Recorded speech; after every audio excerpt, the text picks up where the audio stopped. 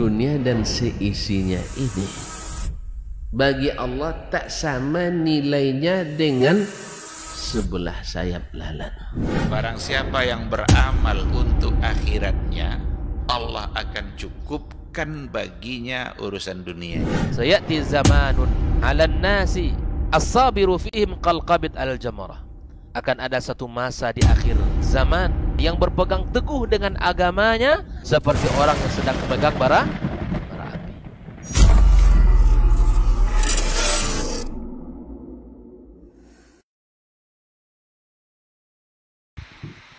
Baik. Bismillah. Assalamualaikum warahmatullahi wabarakatuh. Alhamdulillahirabbil alamin wassalatu wassalamu ala asyrafil anbiya'i wal mursalin wa ala alihi wa ashabihi ajmain amma ba'd. 91,1 FM Radio Robbani merajut ilmu dan peradaban. Generasi Robbani dimanapun antum berada, alhamdulillah kita bersyukur kepada Allah Subhanahu wa taala. Salawat beserta salam kepada Rasulullah sallallahu alaihi wasallam. Alhamdulillah untuk kesempatan hari ini kita kembali dimudahkan untuk berjumpa di program Diktat, Dialog Keilmuan Islam bersama Ustadz. Setelah sekian lama kita istirahat, alhamdulillah kita disempatkan kembali oleh Allah Subhanahu wa taala bersama ketiga narasumber kita atau guru-guru kita yang sudah meluangkan waktu beliau untuk hari ini. Kita akan membahas sebuah tema, berbicaralah tak menyesal di kemudian hari. Seperti apa dan bagaimana nanti tema kita akan dijabarkan oleh masing-masing guru kita insyaallah. Dan seperti biasa juga nanti antum bisa menyimak dari awal sampai akhir. Jika waktu memungkinkan juga bisa bersoal jawab nantinya di line WhatsApp yang sudah kita sediakan. Taib, Generasi Robbani dan pemirsa KMTV dimanapun antum dan antuna berada, untuk tidak memperpanjang mukadimah, kita bersyukur dulu kepada Allah karena diturunkan rahmatnya di kesempatan hari ini.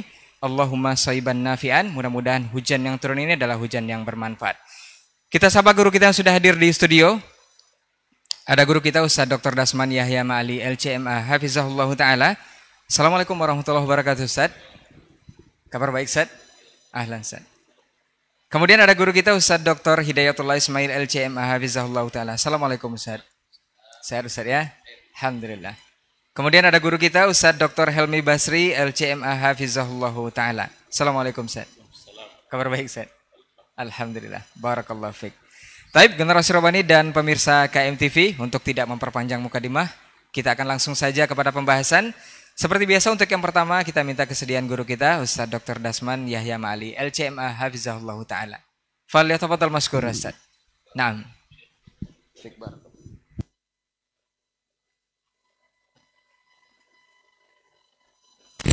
Bismillah. Assalamualaikum warahmatullahi wabarakatuh. Alhamdulillahi wa kafa. Thumma assalatu wassalamu ala abdihi alladhi istafa wa ala alihi wa ala ali baiti sadati syurafa wa ashabihi al-kiramin nubala ahli as-sidqi wal wafa wattabi'ina lahum bi ihsanin ila yaumil iqabi wal jaza. Amma ba'du, wa usi nafsi wa iyyakum bitaqwallahi haqqat taqwa wa muraqabatihi fis sirri wan najwa. Fa inna ajsadana 'ala an-nari la taqwa fatamassaku minal islami bil urwatil wuthqa wa tazawwadu fa inna khairaz zadi taqwa. Thumma amma ba'du, yang sama-sama kita muliakan, kita hormati para asatizah al-akarim, para kiai, para buya kita yang hadir pada kesempatan ini di studio. Fadilatul Syekh Dr. Hidayatullah Ismail, ahlan wa sahlan, hafizakallah wa ra'ak. Wa fadilata al-ustaz Dr. Helmi Basri Ad-Dawudi, marhaban bikum, hafizakumullah wa ra'akum. Dan teman kita, sahabat kita yang setia, Ustaz Reynaldi Amran, hafizahul maula, ahlan wa sahlan wa marhaban kadzalik. Dan saudara-saudara yang bertugas di studio KMTV dan Rabbani 91,1 FM, Merajut Ilmu dan Peradaban, saudaraku Ustaz Adnan Abu Aldian dan Ustaz Cibayali dan Ustaz Syafi'i dan lain-lain.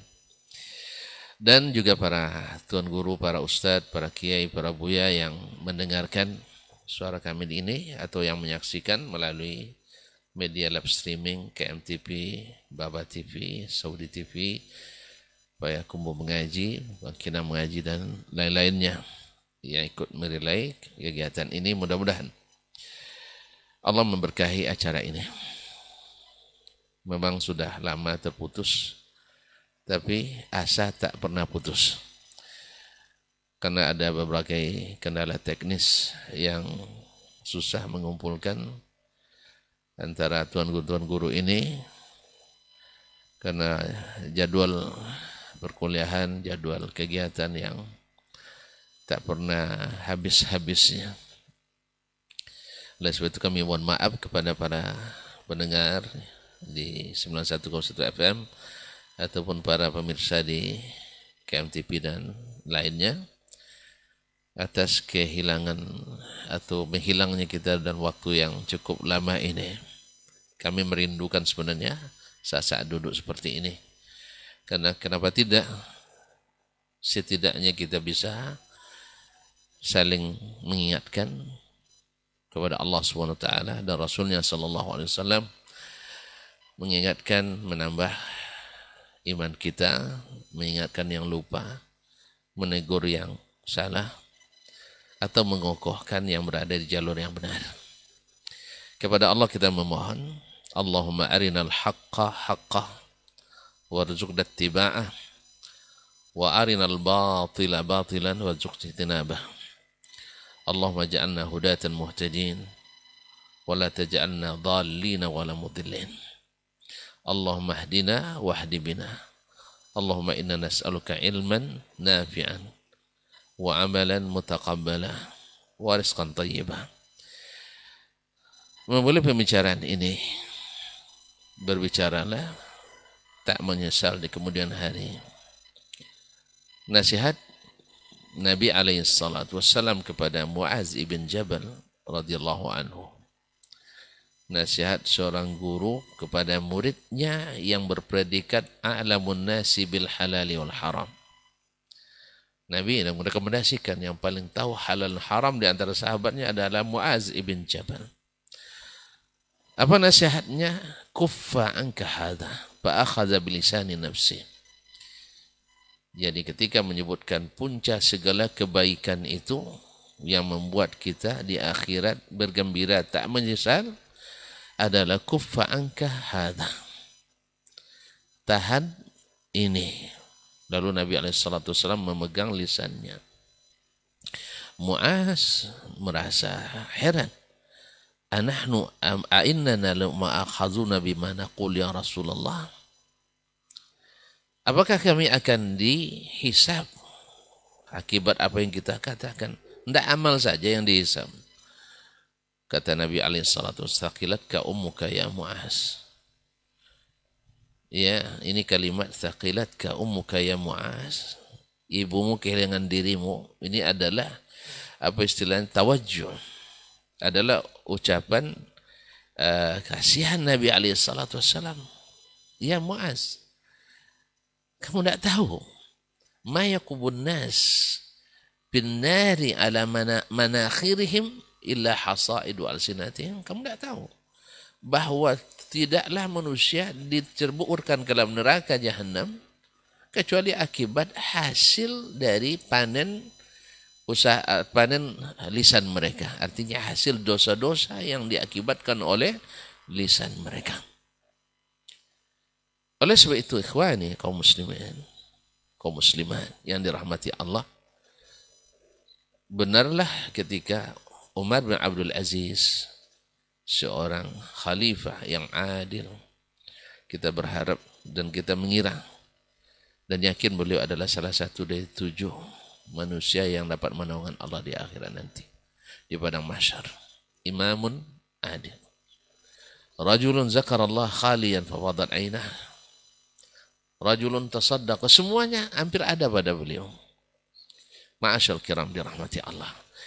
Apa kata beliau? La an ukhti'a fi an la ta'takallam ahabbu ilayya min an ukhti'a fi an atakallam. Oh kama qala. Saya salah karena tidak bicara, lebih saya cintai daripada salah bila sudah berbicara. Ma'asyal kiram dirahmati Allah. Lebih baik diam, walaupun diam itu salah. Lebih dia cintai daripada berbicara, tapi bicara itu salah. Dan lebih berat lagi bila pembicaraan itu menjadi sebab fitnah. Menyebabkan fitnah yang menghalangi orang mendapatkan ilmu dan hidayah. Seperti fitnah yang dilakukan dulu oleh Abu Lahab terhadap Nabi SAW. Pamannya sendiri. Yang dilakukan oleh Abu Jahal dan orang-orang Quraisy. Sehingga tidak sedikit orang berpaling daripada hidayah Allah Taala akibat fitnah itu. Atau orang yang membicarakan para ulama seperti kaum munafikin, mencela dan merendahkan para sahabat Nabi SAW. Mereka mengira, mereka memfitnah para sahabat berada di keliling Nabi karena mengharap sepiring nasi. Bila bahasa kitanya, mereka tidak makan nasi, ada mengharap makanan, mengisi perut. Makanya dalam ayat disebutkan oleh Allah SWT, allazina yaquluna la tunfiqu ala man inda Rasulillah hatta yanfaddu. Allah, dikiranya sahabat itu kalau tidak dikasih makan oleh Nabi, mereka akan memencar dan meninggalkan Nabi SAW. Kalimat subhanallah. Tapi Allah yang jawab sendiri. Walillahi khazainus samawati wal ardi walakinnal munafiqina la yafqahun.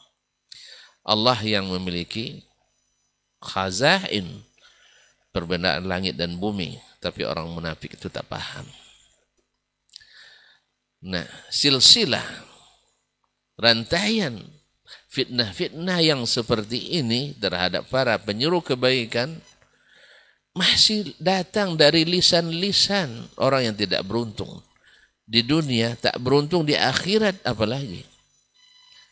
Memfitnah orang-orang yang menyuruhkan kebaikan.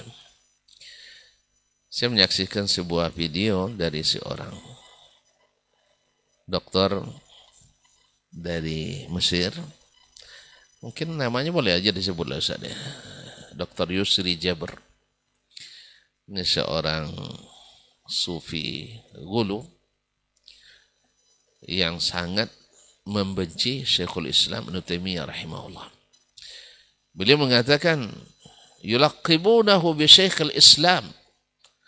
Mereka menyebutnya Syekhul Islam, maksudnya menyebutnya Ahli Sunnah menyebut mereka sebagai Syekhul Islam. Lalu dia bilang, mau Syekhul Islam, bal huwa Syekhul Dalal. Dia adalah syekh kesesatan. Syekhul Bid'ah. Syekhnya ahli bid'ah. Masya Allah. Ternyata ahli bid'ah menyebut ahli sunnah ahli bid'ah. Ini kaji lama memang sebenarnya dulu. Dulu orang-orang Quraisy menentang Nabi, menyebut Nabi juga bawa ajaran sesat.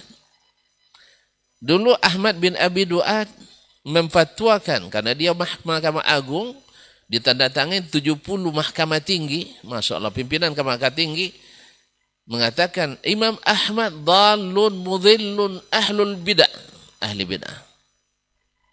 Ternyata ahli bid'ah nggak tahu dia ahli bid'ah, walaupun dia pecinta bid'ah. Ya. Subhanallah kaum muslimin muslimat. Sejarah berulang, lakonannya berbeda dengan versi yang berbeda. Dia kita tidak bersyikud dalah. Yang lebih parahnya lagi dia katakan bal sara alamatan ahli bid'ah wad dhalalah. Bahkan dia menjadi rambu-rambu untuk mengenali ahli bid'ah dan ahli kesesatan. Siapa dia? Syekhul Islam Taimiyah rahimahullah. Dia bilang, bila ada idza ra'aita rajulan mu'ammaman, kalau kau lihat seorang syekh bizil ulama, pakai pakaian seperti pakaian ulama, wa yamdahu Ibn Taimiyah bi Syekhul Islam, fa'lam annahu dhallun mudhil. Ketahui dia adalah sesat menyesatkan. Allahu Akbar. Inilah pernyataan seorang yang, kalau orang itu kan sesat karena dua. Satu karena jahil, satu karena ikut hawa. Seperti kata Imam Sakhawi rahimahullah, orang itu sesat karena dua. Karena jahil, nah orang jahil tetap tentu tidak tahu jalan. Yang kedua adalah karena hawa. Dia tahu jalan, kita tahu tak mau tahu. Pak, salah jalan tuh Pak. Tidak tahu ini. Lah 20 tahun nanti kau tinggalnya. Lah 20 tahun, ayolah. 20 tahun. Akhir itu balik lagi. Itu sosial sananya. Itu untung dia balik. Untung dia balik. Nah, sama kawan, bang, tidak sesat nih bang. Sampai terus ke rumahnya saat ini. Alhamdulillah, 20 menit setelah itu, salah jalan rupanya. Kita sudah ingatkan. Memang orang sesat, selalu saya katakan, tidak tahu dia sesat. Kalau dia tahu sesat, tak kata sesat. Yang kedua, ikut hawa tadi. Pantang itu diingatkan. Nah, dia ini sebenarnya bukan pendatang baru dalam masalah ini. Ada semuanya, sejak zaman jahiliyah sudah ada. Ingat dulu, ketika Syekhul Islam Ibnu Taimiyah rahimahullah, ini subhanallah, ilmunya ini bukan orang alim biasa. Abqari min abaqir al-Islam. Yang Allah berikan kecerdasan yang di atas rata-rata. Dan subhanallah, kesaksian orang-orang yang bertemu dengannya, walaupun tidak setuju dengannya, seperti Ibnu Rif'ah misalnya, Al-Syafi'i, bertemu dengan Syekhul Islamiyah, dia katakan, ka'annal uluma kullaha baina yadayhi, baina ainaihi. Semua ilmu itu ada depan matanya. Ya'khudhu minha kama yurid. Dia bisa ngambil kapan saja dan apa saja yang bisa diambil. Ini kesaksian para ulama. Nah, ada seorang ulama besar dari Syam kemudian hijrah ke Mesir, namanya Al-Ala Al-Bukhari Al-Hanafi. Alauddin Al-Bukhari Al-Hanafi. Dikelilingi oleh murid-murid. Ini kadang-kadang memang seorang alim itu kalau tidak muwafaq, diberikan murid-murid yang tukang namimah, adu-adu.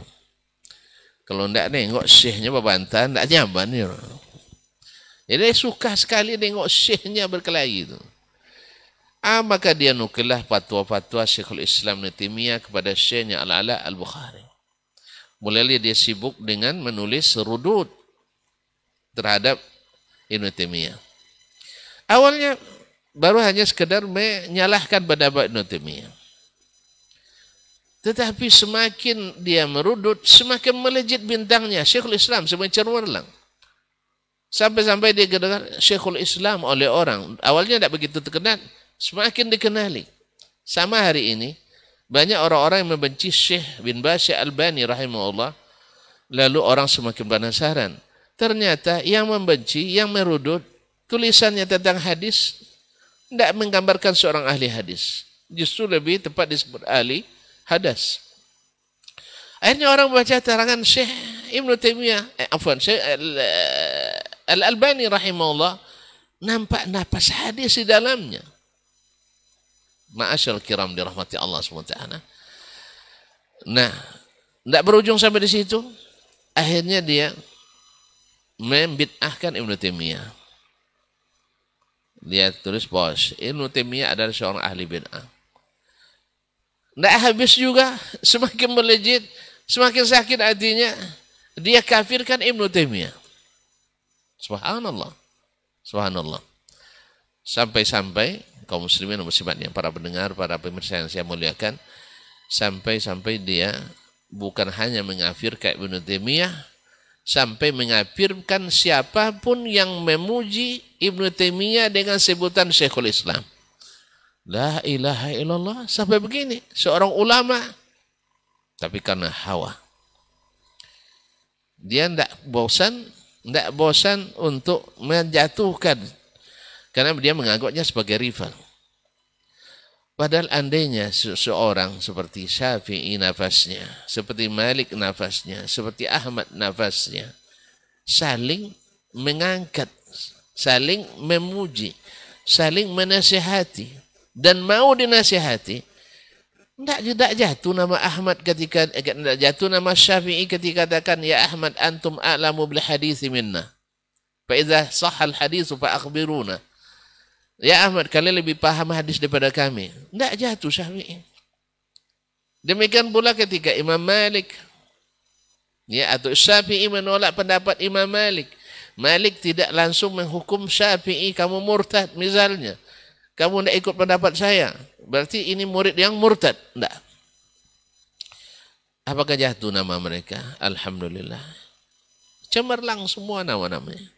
Bahkan ada yang mencoba, ulama besar di Madinah, ia mencoba untuk mengurangi popularitas Imam Malik, mengurangi aja. Tapi akhirnya bintang dia yang redup sendiri. Dia ulama besar, lebih senior dari Imam Malik, tapi Malik tetap najm. Karena apa? Malik tidak membalas. Dia hanya mengatakan maka lillah wa huwa baqin. Yang karena Allah akan kekal. Maka lillah wa huwa baqin. Nah, ini kita kaum muslimin dan muslimat. Akhirnya Ala al-Bukhari ini Al-Hanafi, boleh katakan tidak dikenal kecuali oleh segelintir orang saja.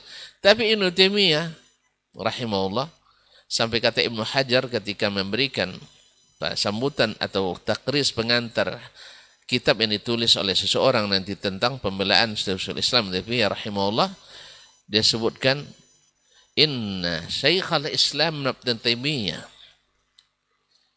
laqad luqiba bi Syekhul Islami qadiman wa huwa al-ana Syekhul Islam ala al-isanati az-zakiyah.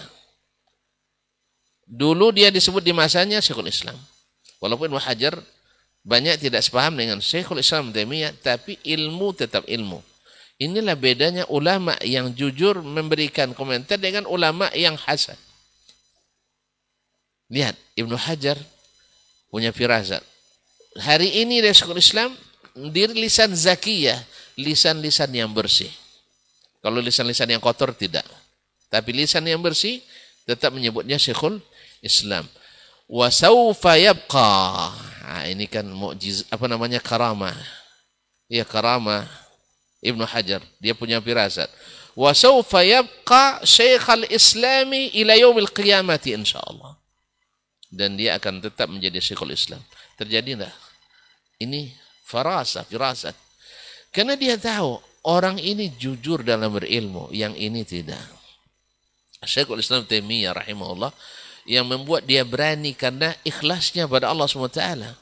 Dia di penjara tak berubah. Apapun yang dikatakan al-haq. Nah, ketika sampai pada dia mengafirkan orang yang mengatakan Ibnu Taimiyah sebagai Syekhul Islam. Ini mohon maaf Pak Masyaikh, tolong diingatkan waktu saya. Ini kalau udah cerita ini, apalagi cerita tentang ulama ini mengasihkan. Ya kaum muslimin, seperti kata Ibnu Sirin, iyyakum wa luhumal ulama. Jangan kalian makan daging-daging ulama. Fa inna luhumahum masmumah. Dagingnya beracun. Siapa yang makan, nampak hasilnya, dia tak akan dikenal. Ahmad bin Abi Duat, tidak ada yang mau, tidak disebut orang di kalangan ulama. Walaupun dia jadi ketua Mahkamah Agung, membawahi banyak ya para qadil qudat di masanya. Tapi Ahmad yang direndahkannya, yang dijatuhkannya, sampai khalifah pun ikut campur tangan, tetap melejit. Mutiara tetap mutiara. Bintang tak akan bisa kita jatuhkan. Ma'asyiral kiram, para pendengar, para pemirsa yang dirahmati Allah SWT. Nah, melihat kondisi yang tidak kondusif itu, salah seorang dari ulama besar di masanya, ia mengambil ilmu juga dari Syekhul Islam Ibnu Taimiyah, dengan cerdas menulis sebuah kitab. Apa nama kitabnya? Ar-Raddul Wafir ala man qala bi anna man samma Syekh Ibnu Taimiyah Syekhul Islami kafir, yaitu ini adalah kritikan lengkap terhadap orang yang menuduh siapapun yang menyebut Ibnu Taimiyah Syekhul Islam kafir. Pasal pertama atau di awal-awal kitab dia menyebut tentang sunnah keutamaannya. Biar orang tahu mana yang sunnah itu. Sebab kalau dikatakan tidak kenal orang tentang sunnah, dikiranya ahli bid'ah ahli sunnah. Makanya Syekh Albani bilang, "I'rifis sunnah ta'rifil bid'ah." Kenali sunnah kau akan kenal bid'ah. Misalnya dalam ibadah, puasa, salat, zakat. Kenali sunnah Nabi dalam masalah itu, antum akan tahu mana bid'ahnya nanti. Tapi kalau antum tidak tahu sunnah Nabi dalam masalah itu, tidak akan tahu bid'ah, tidak tahu sunnahnya. Ma'asyiral kiram yang dirahmati Allah SWT, akhirnya dia tulis kitab tersebut. Yang kedua, pertama tentang keutamaan sunnah. Yang kedua tentang masalah, yang kedua tentang masalah bid'ah dan bagaimana Nabi mentahzir para sahabat, para salaf mentahzir bid'ah dan ahlinya. Dan duduk masalah sunnah, duduk masalah bid'ah, baru beliau membuat atau menulis tentang terjemah biografi siapa Syekhul Islam itu. Karena banyak orang tidak tahu, seperti orang sekarang menuduh Syekh Albani tidak punya guru misalnya. Ya kan? Banyak isu yang berkembang. Beliau tidak punya guru. Lalu ditulis oleh Muhammad Al-Syaibani tentang siapa-siapa guru Syekh Al-Albani rahimahullah ta'ala. Dan bagaimana dia menuntut ilmu. Ada yang bilang dia bukan muhaddis. Tapi apa definisi muhaddis? Ya, harus ikut pemahaman antum baru kata muhaddis. Ayalah, kalau itu tidak muhaddis dia. Tapi kalau definisi para ulama hadis, kullu man yashtaghilu bil hadithi wa ulumihi, maka tidak ada orang yang seperti Al-Albani hari ini. Tidak ada yang seperti Ibnu Taimiyah pada masanya. Sampai orang mengatakan Al-Mizzi, murid beliau salah dan sahabatnya adalah sanadul hadis. Sedangkan Ibnu Taimiyah matnul hadis. Fa iza ijtama Ibnu Taimiyah wal Mizzi qalu ijtama as-sanad wal matan. Kalau sudah sempat sepakat Ibnu Taimiyah dengan Al-Mizzi dalam suatu hadis, ijtama as-sanad wal matan. Sanadnya sahih, matannya benar. Karena dia lebih banyak dari sisi sanadnya. Walaupun dia tidak kurang dari sisi sanad, tapi matan dia lebih banyak membahas masalah matan. Sebagaimana Imam Ahmad di sisi sanad hadis lebih hebat dari Syafi'i, tapi daripada mutun Syafi'i lebih mengenal bahasan daripada Imam Ahmad. Ma'asyir kiram dirahmati Allah SWT. Lalu dia sebut tentang Syekhul Islam. Kemudian dia sebutkan para ulama yang menyebut Ibnu Taimiyah sebagai Syekhul Islam. Kan judulnya tadi kan orang yang menyebut Ibnu Taimiyah kafir. Awalnya dia kafir ke Ibnu Taimiyah. Selepas itu siapa yang memuji Ibnu Taimiyah kafir. Ini teror pemikiran nih, ikhwan. Jadi siapapun yang menukil Ibnu Taimiyah ini pasti ini kan itu pasti kafir. Atau sekarang Yusri Jabir ingin mengatakan kepada kita, siapapun yang menukil pendapat Ibnu Taimiyah, maka dia adalah ahli bid'ah, ahli kesesatan.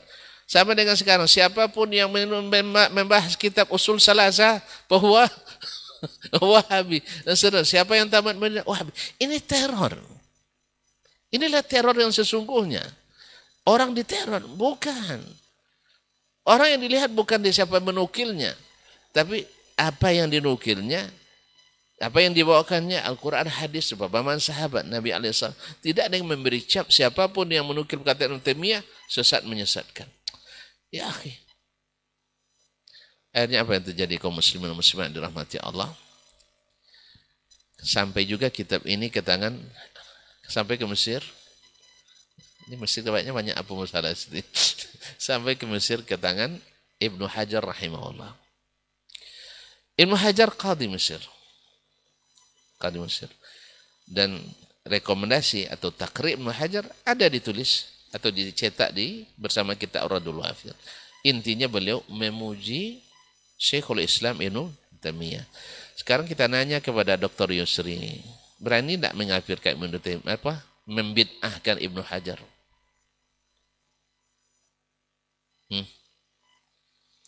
Hayat, bid'ahkan Ibnu Hajar. Atau At-Tarabulsi misalnya. Sahibul Musnad At-Tarabulsi. Coba bid'ahkan mereka. Yang mencari kebenaran akan segera istighfar dan taubat pada Allah SWT sebelum menyesal di kemudian hari. Dan buku itu sampai kepada yang hatinya sesak tadi, Al-Ala Al-Bukhari Al-Hanafi, Allah, lebih dari 80 ulama besar. Kalau tidak salah sekitar 87 orang, Ustaz. Tidak cukup, Ustaz. Imam Malik baru berfatwa setelah dapat kesaksian 70 orang fuqaha Madinah kan. Ini 87 orang memberikan kesaksian dan memberi gelar Syekhul Islam kepada Ibnu Taimiyah. Kalau sempat yang kasih gelar itu Wahabi semua, ialah memang Wahabi cinta Ibnu Taimiyah. Atau misalnya mazhab Hambali semuanya. Oke, karena memang Ibnu Taimiyah Hambali. Tidak, ini dari seluruh mazhab. Dari seluruh mazhab. Ma'asyiral kiram dirahmati Allah. Dari seluruh mazhab memberikan, dari mazhab Hanafi, dia kan Hanafi itu, memberikan gelar Syekhul Islam. Dari mazhab Syafi'i ada, Hambali ada, Zahiri, Al-Hadis, semuanya ada memberikan ini. Memberikan gelar Syekhul Islam. Nah, ya Al-Bukhari, ya Al-Hanafi, Al-Ala, kamu cabut tidak pernyataan kamu? Ternyata akhazatul izzatu bil itsm. Sebanyak itu orang mengatakan, akhirnya dia balas dengan apa? Menukil ijma' mengkafirkan Ibnu Taimiyah. Allah. Ijma'nya mana? Siapa yang mengatakan? Tidak bisa dia sebutkan. Pokoknya ijma'. Samaan sekarang, ijma' ulama Wahabi itu sesat katanya. Ulama siapa-siapa? Nanti kalau ditunjukkan ternyata orang-orang sorban tinggi cuma tidak berilmu yang lurus. Allah musta'an. Kaum muslimin dan muslimat dan hati. Sampai di situ enggak. Akhirnya dia mengirim membuat laporan ke pemerintah. Karena dia qadhi di masa. Buat laporan ke pemerintah mengadukan Ibnu Taimiyah. Enggak, mengadukan penulis kitab Ar-Raddul Wafir. Coba, awak nulis kitab menyebutkan kebenaran tapi tidak disetujuinya, dilaporkan ke pemerintah. Nampaknya dari sejak zaman jahiliyah memang selalu, nah itulah, selalu mengadu, tidak habis hujah, ngadu ke sini, adu ke aparat, ngadu ke pemerintah, ngadu ke khalifah, ngadu ke amir, ngadu ke presiden, ngadu ke gubernur, ngadu ke semuanya. Ini metode lama memang, cara-cara orang kehabisan hujah. Subhanallah. Tapi untung khalifahnya cerdas. Seperti yang pernah juga kita alami, Ustaz. Hati-hati nanti ini bahaya nih katanya. Ketepatnya di situ orang yang pernah jadi camat kan. Nanti saya akan ini kan. Sempat seperti yang kalian katakan, saya akan stop ceramahnya. Tapi alhamdulillah, saya pun tidak tahu apa-apa tentang itu. Setelah selesai ceramah, dia pula yang menunjukkan luar biasa. Tidak seperti yang disangkakan, Ustaz. Nah, tidak seperti yang disangkakan. Untuk saya tidak tahu. Kalau tidak tahu, gemetar juga ceramahnya. Nah, alhamdulillah saya ceramah sesuai yang direncanakan. Tapi dia katakan, alhamdulillah. Ternyata semua itu fitnah. Nah, ini tidak menerima. Tentu khalifahnya tidak terprovokasi oleh ini. Nah, kita perlu ulama-ulama, pemerintah yang seperti ini. Tidak langsung menerima masukan, pembusukan. Karena memang tidak termasuk adab, kata Ibnul Muqaffa dalam Al-Adabul Kabir. Abdul Muqaffa mengatakan laisa minal adab, tidak termasuk beradab, an tazkura khasmaka bisu'in inda zi sultan, engkau menyebut keburukan lawanmu di depan orang yang berkuasa. Tidak adab itu. Makanya ahli bidah itu tidak menjaga adab memang, tidak akan pernah menjaga adab karena mereka kehabisan hujjah. Sedangkan sebaliknya Ibnu Taimiyah rahimahullah, ketika orang yang memasukkan dia ke penjara 2 kali, Al-Bakri, ketika dia wafat, muridnya lari terengah-engah memberikan berita gembira. Menurut muridnya, bahwa si Fulan dah, kalau bahasa kampung saya dah bungkang dia katanya kan. Kan gembira dah, masuklah murid biasanya lah ya, semangat dia. Kata Ibnu Taimiyah, wayahak, kasihan kamu, wayahak, kenapa kamu katakan begitu? Kamu gembira saudaramu mati dalam keadaan sesat. Nah boleh kita gembira dia mati dalam keadaan sesat. Begitulah Syekhul Islam Taimiyah rahimahullah. Akhirnya dia datang ke rumah orang itu. Belum lagi ada yang melayat, dia yang pertama sampai. Ini yang kita tidak bisa nih Ustaz. Ngaku-ngaku elok perangai ini Ustaz. Tapi di bab ini kita jauh ketinggalan. Dia yang pertama sampai, dia bawakan kebutuhan orang itu, dan dia ikrarkan. Walaupun dia sebenarnya bukan orang yang berharta banyak. Tapi dia ikrarkan keberanian tadi, menanggung tanggung jawab. Sejak saat ini, anggap saya sebagai ayah kalian. Anggap saya sebagai apapun yang kalian butuhkan, beritahukan ke saya. Padahal ini musuh bebuyutannya. Dia tak memusuhi. Karena ahlus sunnah itu lapang dadanya. Dia kaum muslimin dan muslimat dirahmati Allah. Hari ini juga dengan banyak kasus yang kita alami, sampai-sampai ada yang berbicara tentang tuduhan-tuduhan, yang ada yang sampai mengungkapkan, ya, jadi bukan Saudi Arabia lagi, tapi Yahudi Arabia. Ada yang mengatakan bahwa mereka ada keturunan Yahudi dan sebagainya, seperti Syekh Muhammad Abdul Wahab yang dituduh. Ini orang-orang kalau tidak tahu lisan itu banyak yang memasukkan ke neraka jahanam. Menyesal Anda. Ya kalau Anda tidak tahu ini nasabnya Syekhul Islam Muhammad bin Abdul Wahab. Saya sebutkan karena Syekh Helmi baca kitabnya, Masya Allah. Ya, biar kita tahu. Nah, nasabnya lengkap. Tidak ada sedikit pun sampai ke Bani Israel sedikit pun. Kita bacakan atau nanti aja lah ya. Nah, saya beri saya ada bacakan. Nah.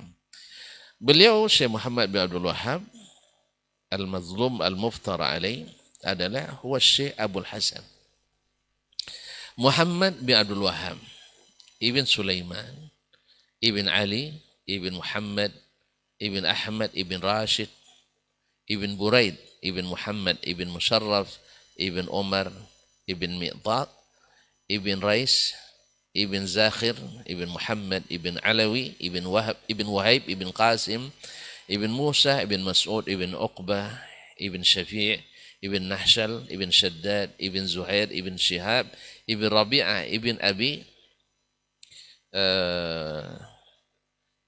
Subhanallah Abi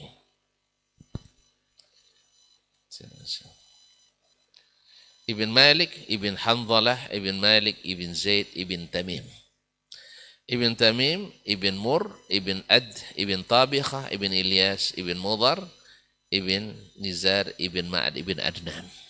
Beliau adalah Adnani, ya, Quraisy, bertemu dengan Nabi alaihissalatu wassalam nasabnya. Jadi ingat bahwa di antara ya jahiliyah yang tak ditinggalkan oleh umat kata Nabi sallallahu alaihi wasallam adalah at-ta'nu bil ansab. Suka mencela nasab orang. Oleh itu kaum muslimin dan muslimat, ya kalau berbeda pendapat itu sesuatu yang wajar. Meluruskan yang salah sesuatu yang sangat-sangat bagus. Tetapi memfitnah dan menuduh hal-hal yang tidak baik sampai seperti yang dilakukan oleh Al-Ala ini akan membuat Anda tidak akan dikenal orang kecuali orang-orang yang buruk itu juga. Ya sudah banyak contoh bahwa orang yang memfitnah Nabi masuknya ke sini. Orang yang fitnah sahabat jadi munafiqin. Orang yang fitnah tabi'in juga jadi aliran-aliran sesat. Orang yang fitnah Imam Ahmad akhirnya walaupun namanya Ahmad juga tapi tidak seperti Ahmad bin Hanbal. Orang yang fitnah Taimiyah dan orang fitnah Syekhul Islam Muhammad Al-Wahhab dan orang yang fitnah apalagi memfitnah bangsa. Ya, bangsa. Ya saya katakan, antum pemberani maju. Oke, kalau memang berani. Jangan antum tidak maju-maju tapi bilang orang penakut. Antum dermawan, sumbangkan. Antum belum nyumbang, bilang orang kedekun. Di mana antum? Ya, Antum punya alasan tidak maju, orang juga punya alasan. Kata Umar bin Khattab radhiyallahu anhu, saya tidak, kalau ada hal-hal yang buruk dari saudaraku, saya carikan 70 alasan. Kalau saya tidak dapat, barangkali saudara punya alasan. Nah, tahan lisan. Sampai ada yang mengatakan, mas malam saya, nanti Ustaz Ilmi yang katakan, ada dai cocok logi yang kemarin memprediksi bahwa Dajjal akan datang 2022.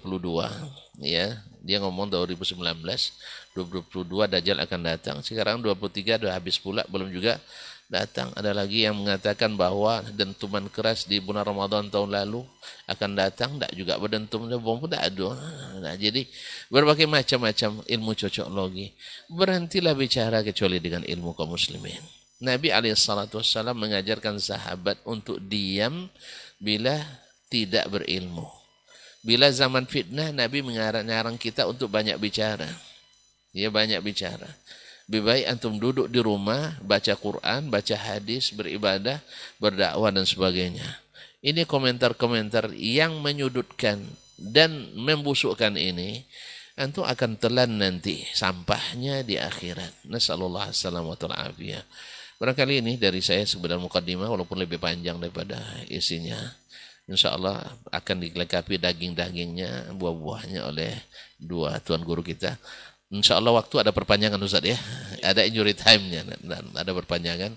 Pokoknya kita hari ini tidak apa-apa. Sampai zuhur pun tidak ada masalah insya Allah. Terima kasih sekali lagi. Wassalamualaikum warahmatullahi wabarakatuh. Waalaikumsalam warahmatullahi wabarakatuh. Masya Allah, jazakallah khair Ustaz untuk pendahuluannya yang sangat luar biasa. Dan kita akan kembali lanjutkan materi kita ini mengenai berbicaralah tak misal di kemudian hari kepada guru kita Ustaz Dr. Hidayatullah Ismail LCM Hafizahullah Ta'ala. Fal yatafadhal mashkur Ustaz. Bismillahirrahmanirrahim. Assalamualaikum warahmatullahi wabarakatuh. Alhamdulillah. Alhamdulillahilladzi bi ni'matihi tatimmu shalihat. Ashhadu an la ilaha illallah wahdahu la syarika lah. Ashhadu anna Muhammadan abduhu wa rasuluhu alladzi la nabiyya wa la rasula ba'dah. Qala ta'ala ya ayyuhalladzina amanu ittaqullaha haqqa tuqatih wa la tamutunna illa wa antum muslimun. Amma ba'd, para guru kita, masyaallah bahagia kita bersama para guru kita Ustaz Dr. Dasman Yahya Ma'ali RCMA dan guru kita Dr. Ilmi Basri RCMA, seluruh teman-teman yang selalu setia mendampingi kegiatan-kegiatan dakwah dimanapun berada, apapun jenis kegiatan dan bahkan siang dan malam pun mereka tetap ya Masya Allah setia mengikuti dan mendampingi para guru-guru kita.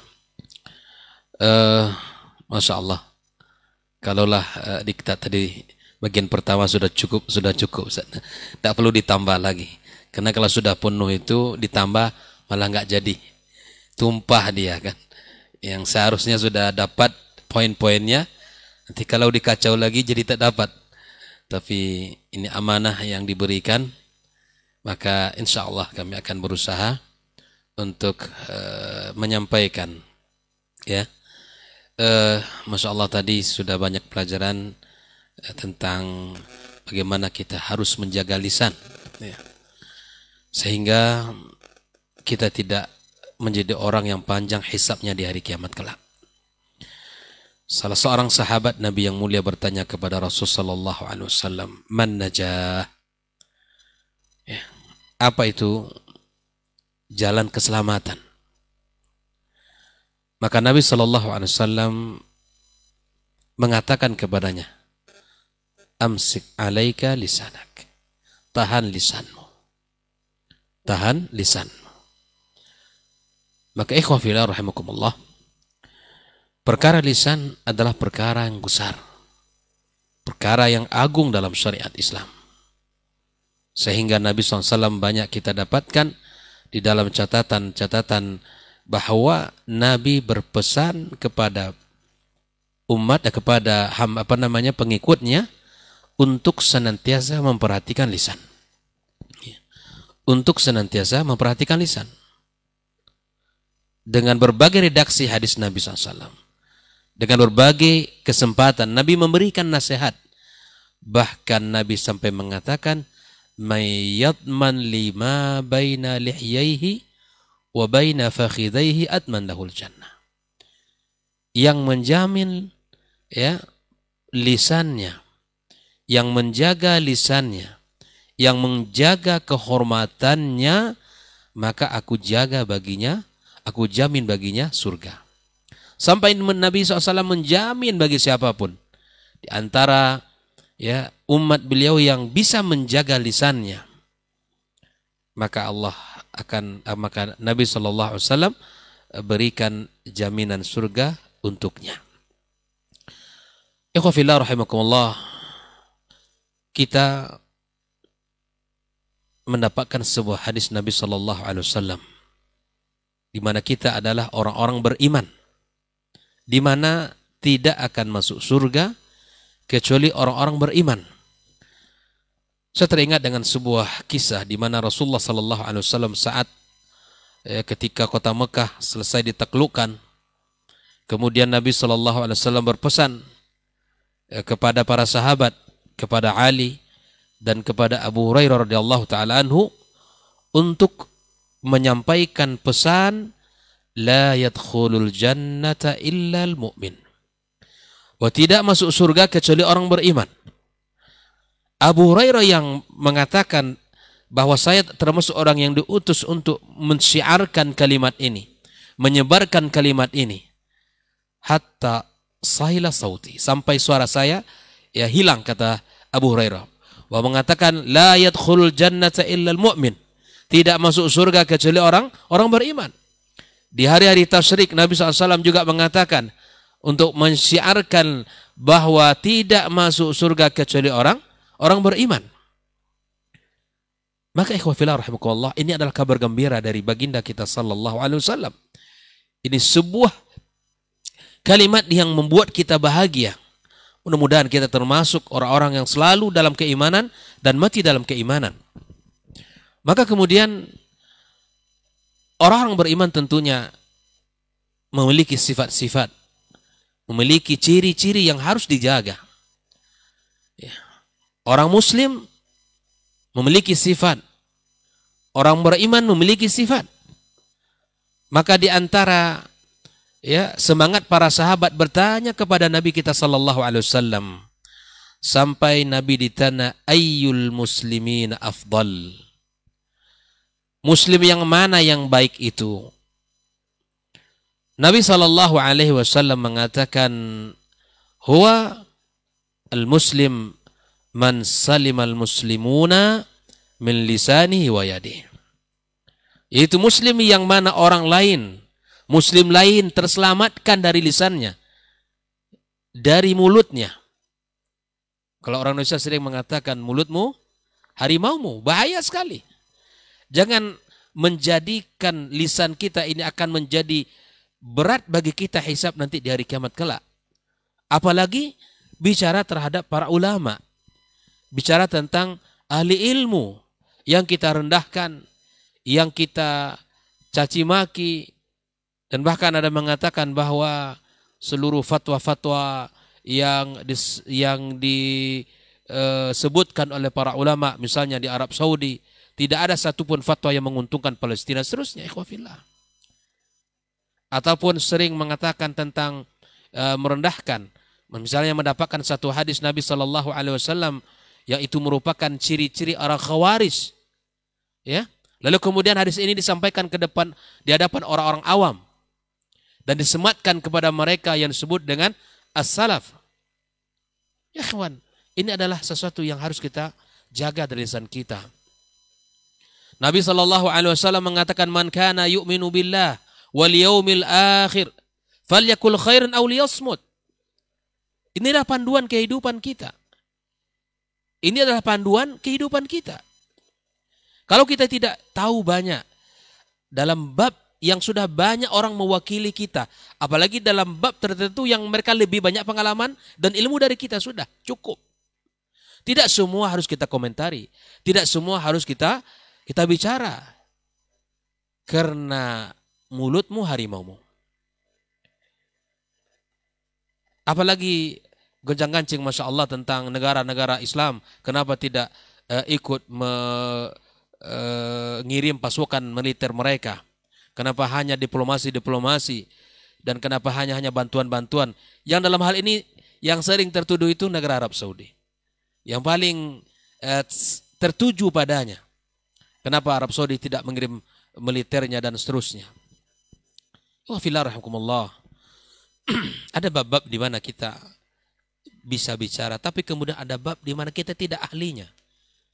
Bicara tentang militer, kita bukan ahli militer. Bicara tentang ekonomi, kita bukan ahlinya. Kita bicara tentang politik, kita bukan ahlinya, dan seterusnya. Maka jika ada orang yang sudah di bidangnya, ahli di bidangnya, sudah serahkan sama dia. Maka ikhwafillah rahimakumullah,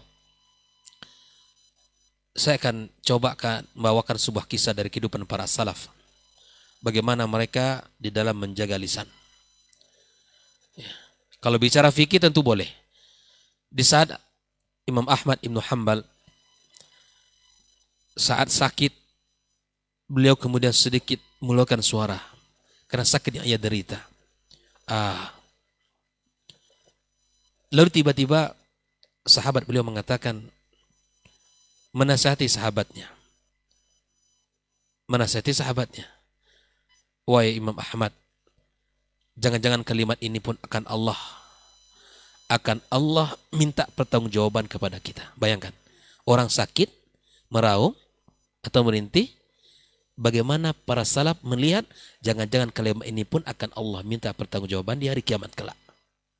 Kalau sisi fikih masih boleh, ya Ustaz ya. Kalau orang sakit merintih pun sah-sah saja.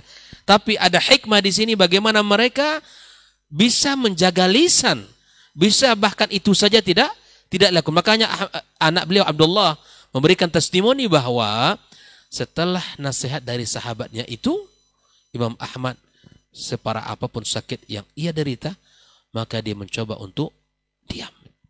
Ini hikmah, pelajaran dari generasi salaf. Kehidupan orang-orang hebat, orang-orang mulia, para ulama yang mana bisa menjaga lisan. Itu saja mereka berhati-hati.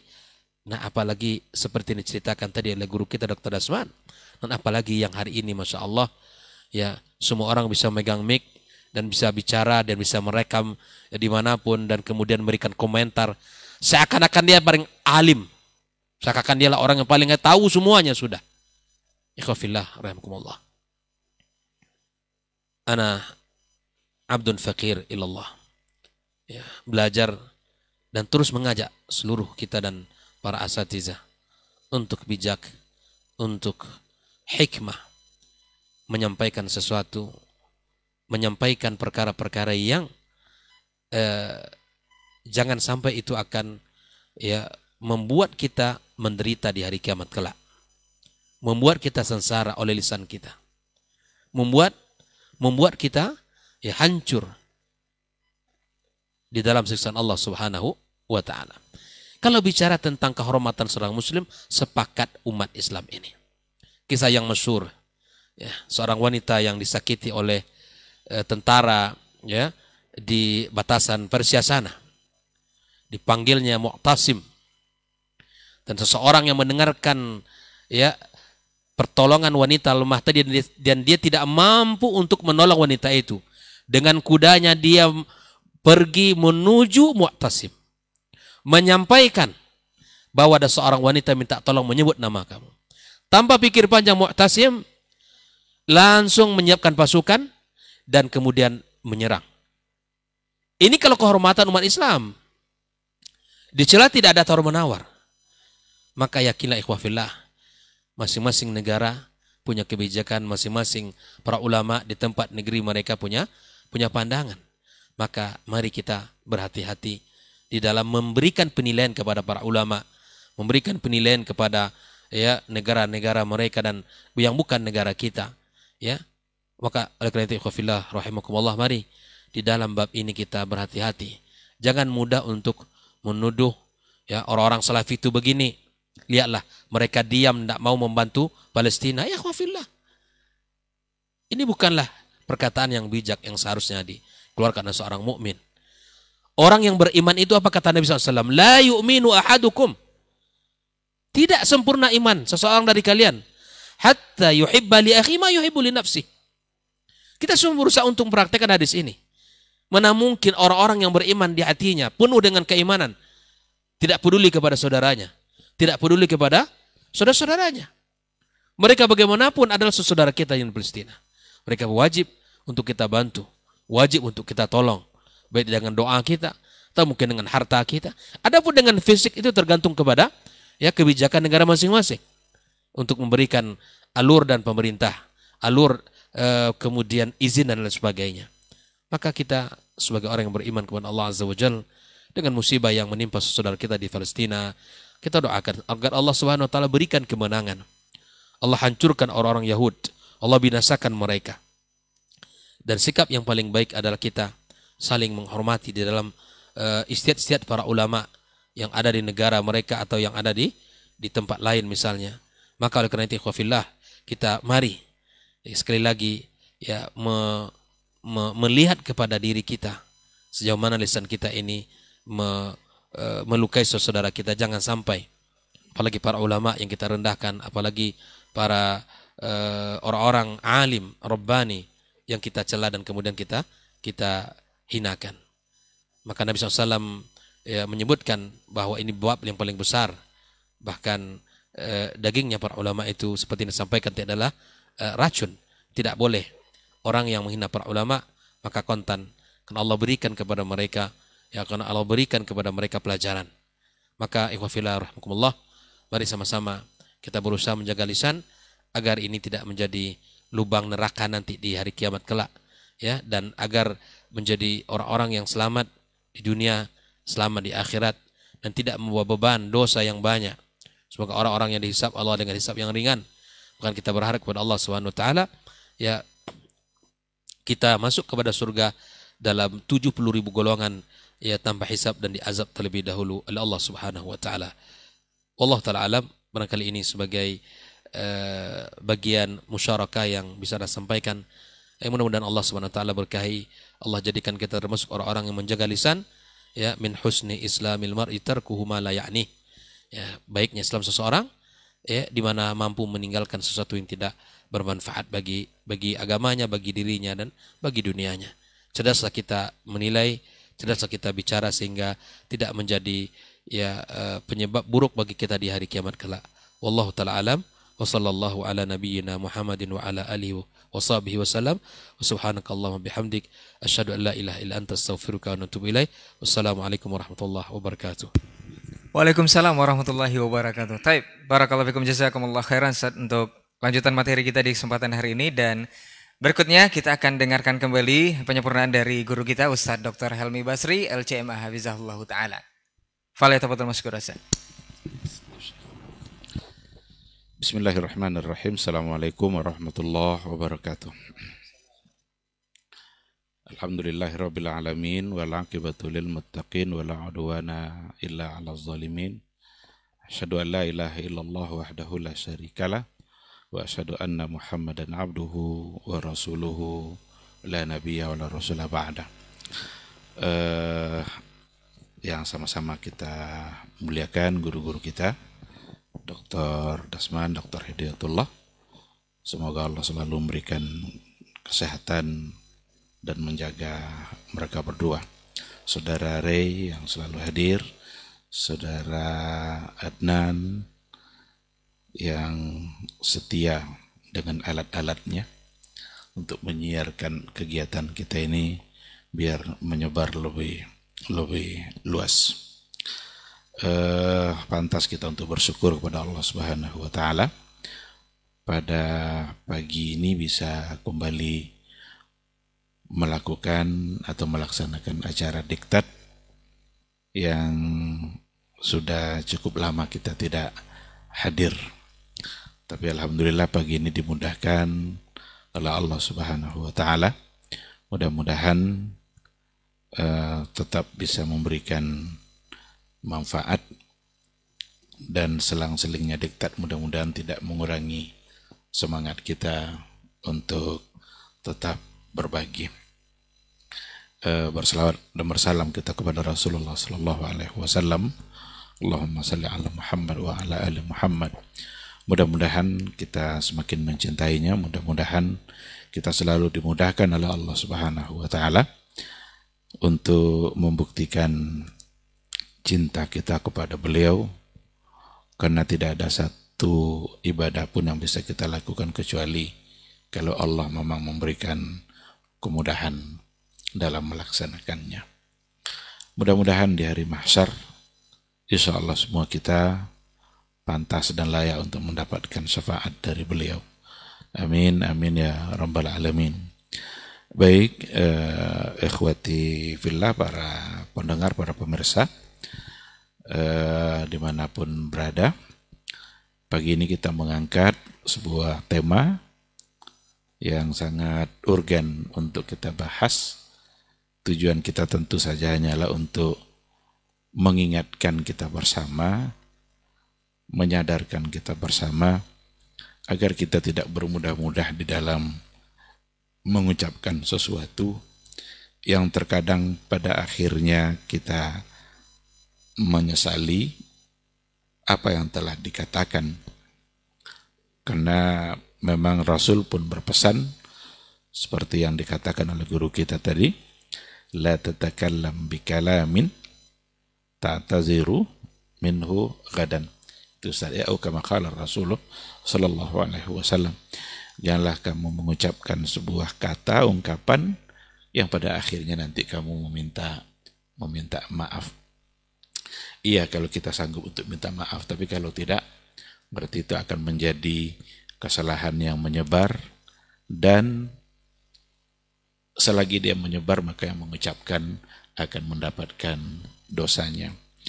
Oleh karena itu kita mengangkat sebuah tema, berbicaralah dan jangan sampai menyesal gitu ya di kemudian hari. Kita semua tahu bahwa ini sesuatu yang sangat penting untuk dibahas, karena memang salamatul insan fi hifzil lisan. Keselamatan seorang manusia itu ada pada menjaga lisannya. Kalau seandainya dia mampu untuk menjaga lisannya, maka insya Allah dia akan terpelihara. Tapi kalau seandainya dia tidak mampu untuk menjaga lisannya, itu biasanya terbukti nanti dalam perbuatan-perbuatan yang dia lakukan dalam kehidupan kesehariannya. Maka dalam Al-Quranul Karim, Allah Subhanahu wa ta'ala mengatakan, ya ayyuhalladzina amanu taqullaha wa qulu qawlan sadida yuslih lakum a'malakum wa yaghfir lakum dzunubakum. Hai orang-orang beriman, bertakwalah kepada Allah, wa qulu qawlan sadida. Di situ tidak dikatakan qawlan ma'rufa, wa qulu qawlan sadida. Berkatalah dengan kata yang sadid. Apa yang sadid itu? Benar, tepat sasaran, tidak mengada-ngada, bukan ungkapan bohong. Itu semua masuk dalam kata sadida. Wa qulu qawlan sadida. Berkatalah dengan perkataan yang benar. Yuslih lakum a'malakum. Kalau itu sudah kalian lakukan, yuslih lakum a'malakum, maka Allah akan memperbaiki amalan kalian. Oleh karena itu, perkataan itu berpengaruh pada amalan. Perkataan seseorang berpengaruh pada amalan. Orang-orang yang biasa berkata baik, itu amalannya insya Allah akan baik. Tapi kalau seandainya perkataan seseorang itu selalu saja buruk, nampak pula nanti pada perilaku keseharian dia. Maka qulu qawlan sadida yuslih lakum a'malakum. Kalau kalian sudah berkata baik, berkata benar, tepat sasaran, tidak menuduh, yuslih lakum a'malakum. Niscaya Allah akan mengislah. Islah itu apa itu? Memperbaiki amalan-amalan kalian. Dan tidak cukup sampai di situ. Kalau amalan sudah baik, wa yaghfir lakum dzunubakum. Maka perkataan yang baik itu juga akan berbuah keampunan dari Allah Subhanahu wa ta'ala. Karena perkataan yang baik itu ya perkataan yang menasehatkan orang lain, perkataan yang berbuat zikir, dan perkataan yang selalu didapatkan manfaatnya oleh orang lain. Apa saja kalau seandainya diucapkan lalu baik bagi orang lain, maka itu insya Allah akan membuat dia bisa mendapatkan keampunan dari Allah Subhanahu wa ta'ala. Nah, oleh karena itu, berbicara seputar berkata baik, ini tema bisa dikatakan sebagian dari Islam itu sendiri. Karena Islam itu aqwalan wa af'alan. Ada perkataan, ada pula perbuatan. Nah, sehingga kita sebagai orang-orang beriman perlu untuk menghayati apa yang dikatakan oleh Allah Subhanahu wa ta'ala tadi. Dan di situ dapat kita simpulkan bahwa perkataan itu memang akan berpengaruh pada perbuatan-perbuatan. Orang-orang yang takut untuk mengucapkan perkataan-perkataan yang salah, insya Allah dia juga akan takut untuk melakukan perbuatan-perbuatan yang salah. Kalau mengucapkan saja dia tidak sudah takut kepada Allah, apalagi untuk melakukannya. Oleh karena itu, Ibnu Hibban dalam Raudatul Uqala wa Nuzhatul Fudala itu dia memberikan gambaran tentang selayaknya orang-orang berakal itu seperti apa. Orang-orang yang berakal itu selayaknya dia lebih banyak diam daripada banyak berbicara. Karena berapa banyak orang yang terlanjur berbicara lalu dia menyesal. Terlanjur berbicara lalu dia menyesal. Dan itu ciri-ciri orang-orang yang kurang akal. Beliau juga mengatakan bahwa orang-orang berakal itu lisannya di bawah kendali hati. Jadi kalau seandainya dia berbicara, dia bertanya dulu kepada hatinya, ini kira-kira apakah bermanfaat atau tidak? Yang akan diucapkannya ini apakah akan mendatangkan manfaat bagi dirinya, manfaat bagi orang lain, atau justru sebaliknya? Apa yang diucapkannya itu justru mendatangkan mudarat dan kerusakan bagi dirinya dan bagi masyarakat. Nah, kalau seandainya ternyata itu adalah ungkapan yang akan bukan mendatangkan manfaat, maka dia akan menghentikannya. Jadi lisannya itu di bawah kendali hati. Lalu kata beliau, dan orang-orang yang bodoh itu adalah hatinya dikendalikan oleh lisan. Jadi kebalikan dari yang tadi itu. Hatinya yang dikendalikan oleh lisan. Artinya lisannya itu suka ngomong apa aja tanpa banyak pikir. Tanpa bertanya-tanya dulu, ini kira-kira baik kemana, apa yang terasa oleh dia, lalu kemudian dia ucapkan. Lalu beliau mengatakan di akhirnya, dan itu ciri-ciri orang yang kurang paham agama. Ciri-ciri dari orang-orang yang kurang paham dengan agamanya sendiri. Ini saya kira adalah nasihat yang luar biasa yang datang dari ulama-ulama besar kita, seperti yang tadi dari Ibnu Hibban, yang harus menjadi renungan kita bersama pada saat kita hidup saat ini. Karena betapa banyak orang yang begitu mudah untuk melontarkan kata-kata yang mana dia sendiri entah paham dengan yang dia ucapkan, entah tidak, entah mengerti dengan substansi apa yang dia ucapkan itu. Jangan-jangan dia hanya dengar-dengar pula dari yang lain, lalu kemudian dia ulang kembali apa yang dia dengar. Cukuplah seseorang itu berbohong kalau seandainya menyampaikan semua yang dia dengar. Kalau ada orang menyampaikan apa aja yang dia dengar, lalu dia sampaikan pula semuanya, itu cukup bagi dia untuk dihukumkan sebagai seorang yang berbohong.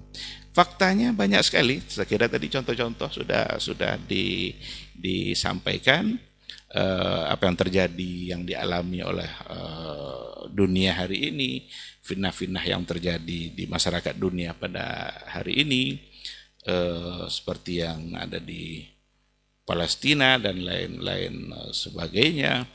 Lalu dengan memberikan tuduhan-tuduhan, kata-kata yang belum pasti benar dengan apa yang dia tuduhkan. Seperti ungkapan umpamanya kelompok-kelompok tertentu tidak mau membantu Palestina karena mereka adalah buatan dari Yahudi dan lain sebagainya. Kita boleh nanya lah sekarang nih secara fakta. Siapa yang bisa memberikan bantuan lebih besar dari Arab Saudi untuk Palestina? Bantuan dari versannya, dari satu orang. Adapun kebijakan negara, saya kira semua kita tahu lah ini persoalan politik yang masing-masing mereka memang sangat berhati-hati dalam persoalan ini. Dan yang berhati-hati itu bukan hanya Saudi saja, berapa banyak negara-negara lain yang juga berhati-hati dalam hal ini. Kita tidak pula membenarkan semua yang datang dari mereka, tapi ketika ada tarik ulur dalam soal kebijakan politik, itu mungkin sesuatu yang kita mungkin tidak mengerti dalam persoalan ini, karena memang dunia sekarang ini ya dikuasai oleh perpolitikan yang tidak sehat, yang memang harus berhati-hati dalam mengambil satu keputusan. Lalu kenapa ada negara lain yang cukup berani? Itu juga karena urusan politik itu. Itu bukan berarti tiba-tiba berani gitu saja. Bukan berarti lebih hebat gitu. Karena ada yang dipikirkan ketika negara ini tidak mengirimkan pasukannya, tentu ada pertimbangan politiknya, dan negara sana mengirimkan tentu juga ada pertimbangannya. Jadi ada hal-hal yang memang mungkin kita tidak paham, dan yang harus kita lakukan itu menjaga lidah kita. Jangan kita cepat-cepat menuduh begini, padahal jangan-jangan yang kita tuduhkan itu ternyata tidak seperti itu, dan pada akhirnya nanti kita akan menyesal. Begitu juga tuduhan-tuduhan terhadap saksi ya, terhadap person, individu, para ulama tertentu yang tadi sudah dicontohkan, baik secara individu atau kelompok, dengan berbagai macam tuduhan-tuduhan yang juga terbukti itu tidak betul gitu. Berapa banyak orang yang lata dalam persoalan ini, menuduh kelompok-kelompok tertentu itu sebagai orang yang kelompok yang haus darah, suka mengkafirkan, tidak menghargai mazhab, membenci ulama mazhab dan lain sebagainya. Itu banyak orang yang lata dalam tuduhan seperti itu. Padahal itu semua adalah tuduhan-tuduhan orang-orang Syiah. Saya sudah sering ulang-ulang ini, cuma memang sulit orang untuk menerima hal-hal yang seperti ini. Orang-orang Syiah begitu gencarnya dia untuk menuduh dakwahnya Syekh Muhammad bin Abdul Wahab yang mereka gelar dengan Wahabi, karena mereka tidak bisa lagi untuk melawannya kecuali dengan tuduhan. Dan dakwah salaf itu memang dakwah yang akan membongkar semua kebobrokan orang-orang Syiah. Kenapa demikian? Karena slogan mereka adalah kembali kepada Al-Quran dan Sunnah. Sedangkan orang-orang Syiah adalah orang-orang yang kelompok yang mengobok-obok sunnah. Orang Syiah itu mengobok-obok sunnah Rasul. Mereka punya sunnah sendiri. Mereka punya definisi, bahkan definisi sunnah pun mereka punya, yang berbeda dengan definisi ahlu sunnah itu sendiri. Mereka punya definisi, di mana kata mereka yang disebut dengan sunnah itu ma'udhifa ila al-ma'sum, sesuatu yang disandarkan kepada maksum, min maksum, dari yang maksum juga. Jadi sunnah itu masih silsilah sanadnya itu dari imam-imam mereka sampai pada Ali, sampai pada Rasul. Kalau seandainya ada di antara hadis yang sanadnya tidak berakhir pada Ali lalu kepada Nabi, berarti bagi mereka itu bukanlah sunnah. Dan itu tidak bisa dipakai. Kalau karena itu orang-orang Syiah itu bagi mereka Sahih Bukhari, Muslim itu tidak ada apa-apanya, tidak ada artinya, kecuali jika riwayat itu nanti datang dari Ali. Nah, jadi ketika slogannya kembali kepada Quran Sunnah, itu akan membongkar keburukan mereka semua. Kita bicara Rafidhah, ini Syiah Rafidhah. Syiah yang memang mengkafirkan para sahabat, mengkafirkan Abu Bakar, Umar, Utsman, karena kata mereka itu adalah orang-orang perampas kekhalifahan semua, haus kekuasaan, yang berhak jadi khalifah adalah Ali tapi dirampas oleh mereka bertiga. Dan mereka punya riwayat yang memang nggak bisa dibenarkan oleh akal. Jangan kan dibenarkan oleh ahli hadis, nggak bisa dibenarkan oleh akal yang sehat. Nah, padahal mereka adalah mengaku-ngaku cinta Ahlul Bait, kan seperti itu.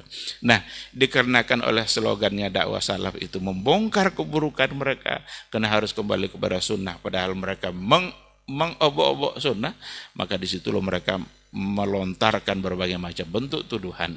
Ini haus darah, ini suka mengafirkan, ini benci mazhab. Yang benci mazhab itu mereka. Karena kata mereka yang benar itu cuma Syiah. Kan berarti dia benci sama yang lain kan. Yang suka mengafirkan itu justru mereka. Jangankan kita, orang sahabat aja dikafirkannya. Apalagi orang-orang Islam, orang-orang biasa. Sahabat Umar coba, Abu Bakar mau dikafirkan. Karena ada dalam riwayat mereka itu, irtaddan nasu ba'da wafati Muhammad illa thalatha au khamsa.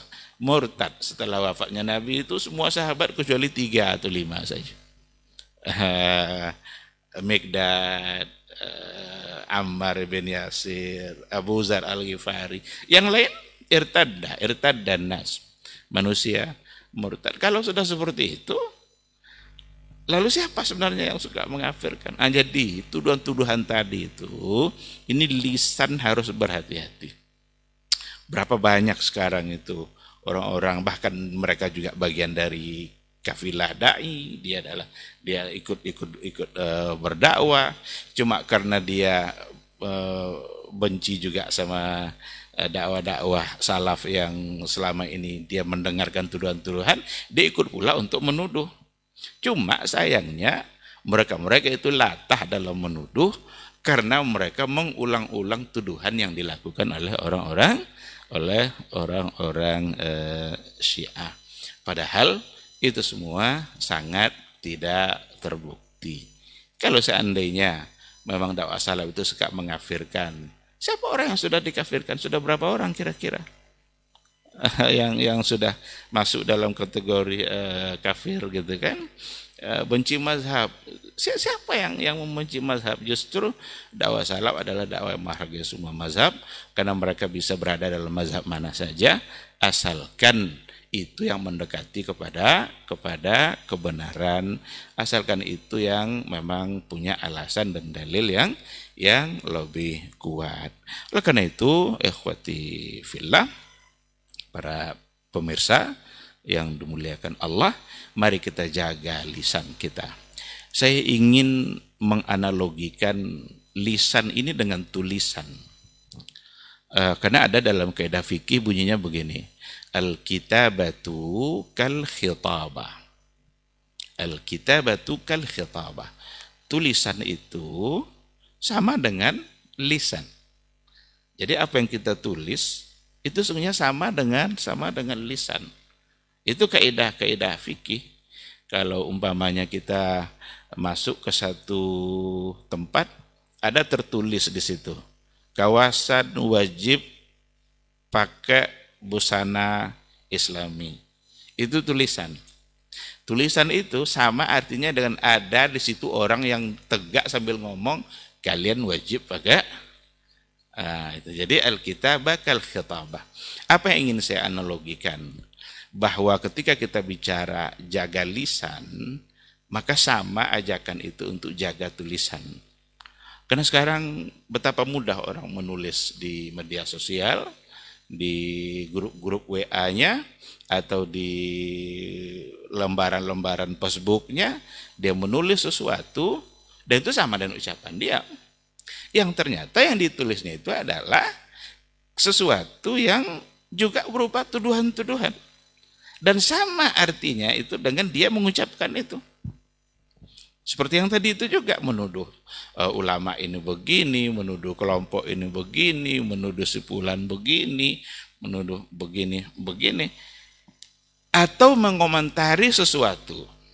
Ada video yang disebarkan, dia tidak mengomentari isi video itu. Kalau memang dia punya ilmunya dalam persoalan itu, sampaikan dalam komentar itu ilmunya tentang itu. Ini enggak, ilmu yang dibahas di video itu tidak disinggung-singgung sedikit pun. Yang ditulis hanya apa? Ini Ustadz ini goblok, Ustadz ini apa lagi itu, macam-macam. Itu tidak menyelesaikan masalah. Kalau memang tidak setuju dan isinya, menurut saya apa yang disampaikan ini tidak betul, yang benar ini referensi saya. Selesai. Nanti ketika memang ada yang menjawab, ya ada yang akan menjawab. Dan tidak ada kata-kata yang harus terucap, Ustadz. Pokoknya kata-kata yang merendahkan, sangat merendahkan. Nggak pernah membaca, nggak ada literasi, nggak kenal ilmu nahu, nggak. Percuma banyak gelar. Padahal yang di video tuh guru nahu sekian tahun. Nah, jadi kita mengajak ini jaga baik-baik. Ini semua berarti sama dengan lisan. Ketika kita jaga lisan, jaga jugalah tulisan. Nanti akan ada pertanggungjawaban di hadapan Allah Subhanahu wa taala. Baik, saya terakhir ingin berbagi sedikit dengan mengingat waktu juga, agar ungkapan dan tulisan kita itu tidak menyimpang. Maka yang pertama sekali, berbicaralah dan usahakan memang selalu berdasarkan kepada ilmu. Jangan pernah kita mengucapkan sesuatu yang kita sendiri tidak punya ilmu. La wala takfu ma laysa laka bihi ilmun. Jangan kalian punya sikap tentang sesuatu, mengucapkan sesuatu di mana kalian sendiri tidak punya ilmu tentang itu. Kalau kita tidak mengerti, udah diam saja. Tapi kalau seandainya kita paham dan bisa rasanya memberikan manfaat pada orang lain, sampaikan atau tulis. Sehingga ada orang yang mendapat kemanfaatnya. Ketika orang mendapat kemanfaatnya, mudah-mudahan kita dapat pahalanya. Tapi kalau seandainya kita ucapkan sesuatu, kita katakan sesuatu, di mana kita tidak punya ilmu di situ, orang tidak mendapatkan manfaatnya, sementara kita sendiri barangkali bisa mendapatkan dosa. Jadi berbicaralah, tapi selalulah berdasarkan kepada ilmu dan jangan mengada-ngada. Kalau mengada-ngada itu berarti pasti akan tertolak. Ilmunya tidak punya landasan, tidak ada pegangannya, nggak ada tempat berpegang, jadi datang angin hilang begitu saja. Yang kedua, berbicaralah sambil meyakini bahwa itu semua akan dipertanggungjawabkan di hadapan Allah Subhanahu wa taala. Wa ma yalfizu min qaulin illa ladaihi raqibun atid.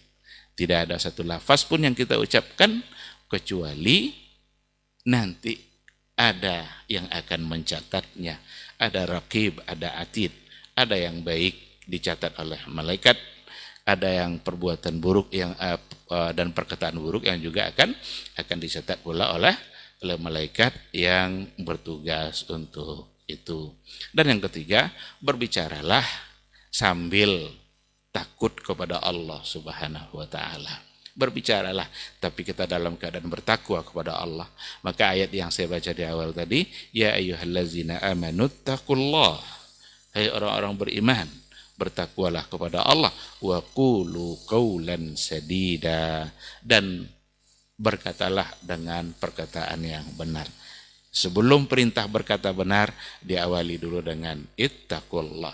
Oleh karena itu, saat kita berbicara, menyampaikan sesuatu, atau saat kita menulis sesuatu, tulislah dan sampaikanlah dalam keadaan kita ingat Allah, kita bertakwa kepada Allah Subhanahu wa taala, takutlah akan ancaman-ancamannya ketika kita melakukan sesuatu yang tidak baik, yaitu akan merusak orang lain.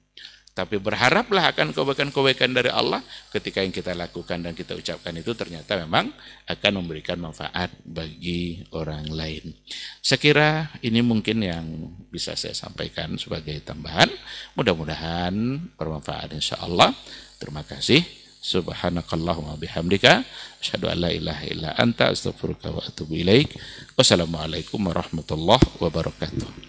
Waalaikumsalam warahmatullahi wabarakatuh. Taib, jazakallah khairan Ustaz untuk materi kita di kesempatan hari ini mengenai berbicaralah dan tak menyesal di kemudian hari. Mudah-mudahan kita semua bisa menjaga lisan kita dari hal-hal yang tidak bermanfaat dan tidak ada ilmunya sesuai dari pesan Ustaz tadi yang sudah disampaikan dari materi kita.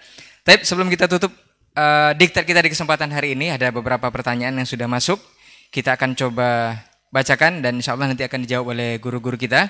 Yang pertama, bismillah, assalamualaikum warahmatullahi wabarakatuh Ustadz. Dari Zakaria di seputaran Cipta Karya, Ustadz izin bertanya.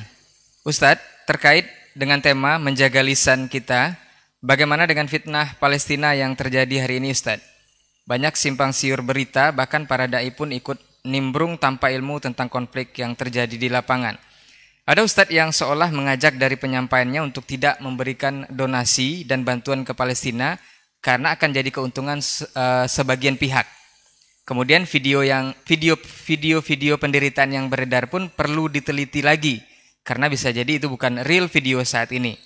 Dan mereka bilang Hamas itu pun adalah buatan dari Yahudi. Bagaimana ini kita bersikap seharusnya Ustaz? Jazakallahu khairan.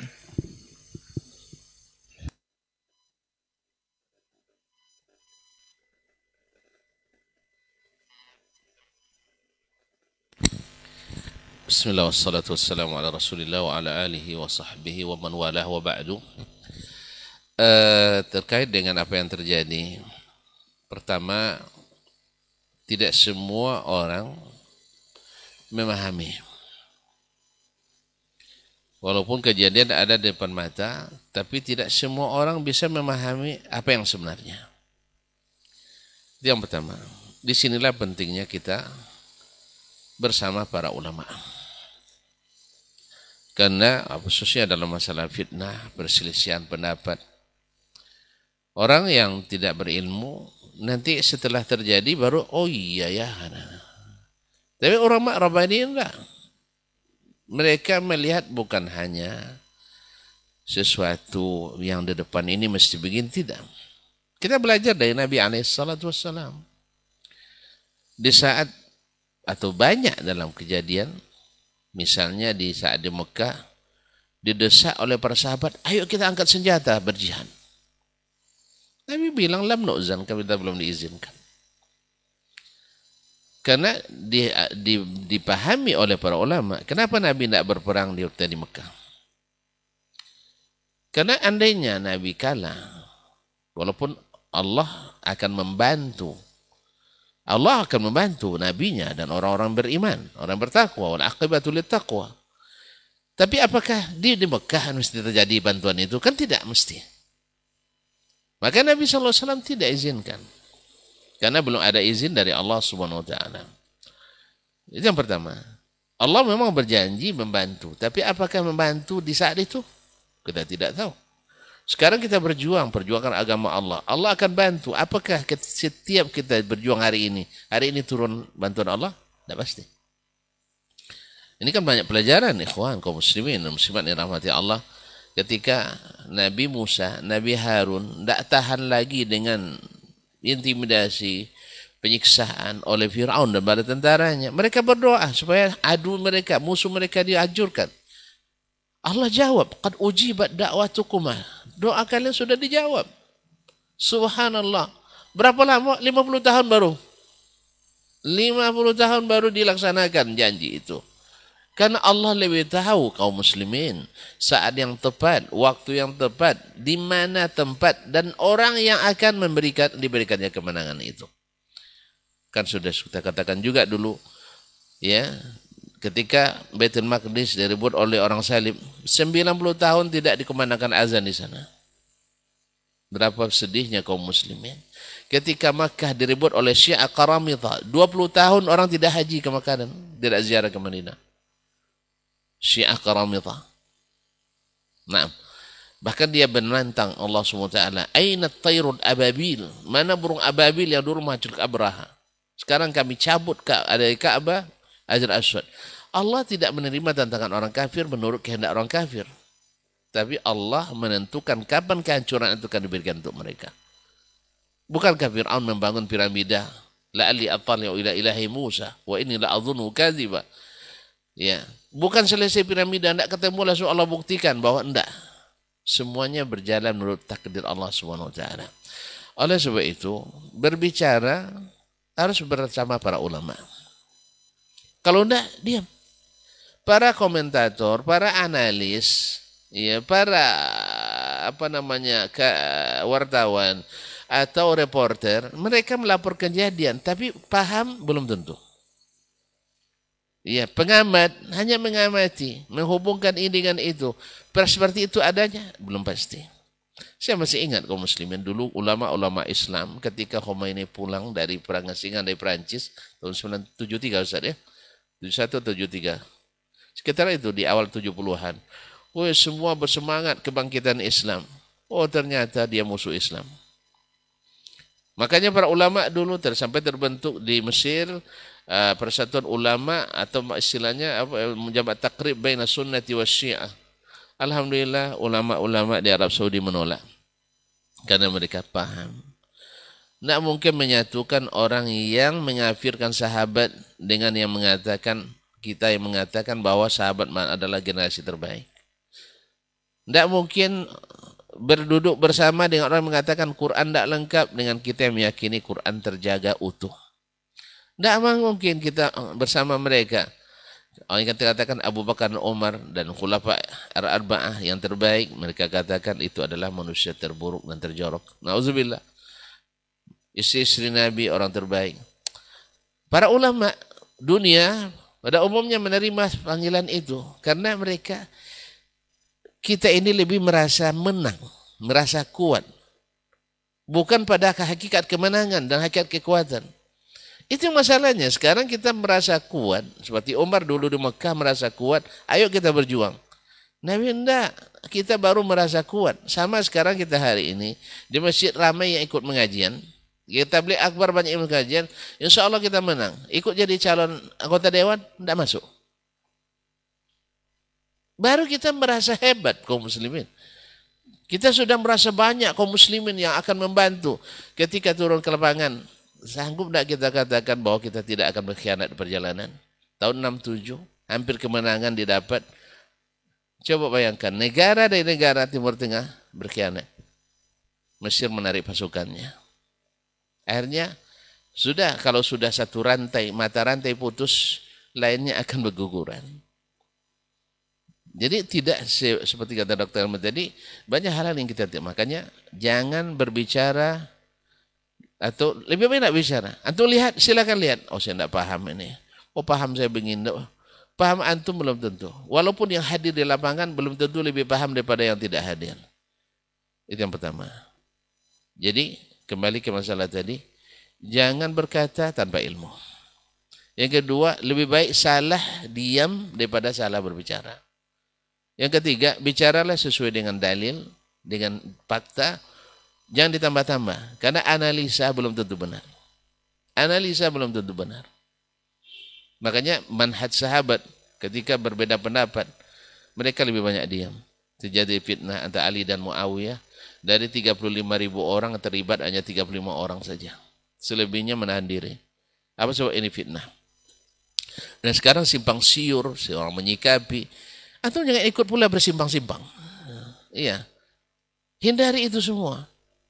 Ya ulama ikut, ya lihat, ulama ikut, mereka ada yang salah, ada yang benar, itu mereka memang babnya, bab yang pintu bagi mereka untuk masuk.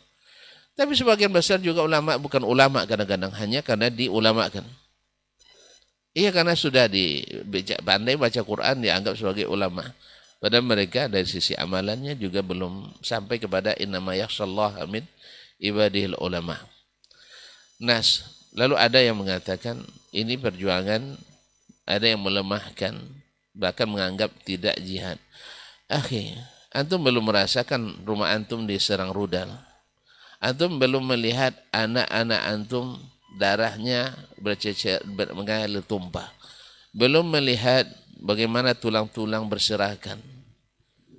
Nah, antum melihat kaum muslimin seperti itu. Jangan ke orang Islam, non-muslim sekalipun, kalau ada yang dizalimi kita tidak terima.